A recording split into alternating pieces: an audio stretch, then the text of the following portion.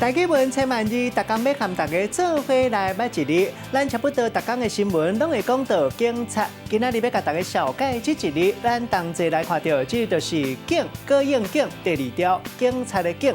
有时阵咱听到民众拢会读做警察，若照台语字典读法，这里读做警。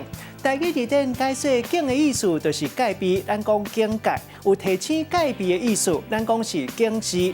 若考考世间的人，咱讲是警示。这里警嘛有觉悟意思，咱讲是警觉、警察加警悟。带大家做伙来小解这两个词。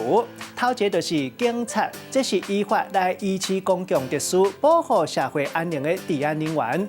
第二个词读做警报，对有可能发生或者是要拄到的危急事件，发出警戒通知也是信号。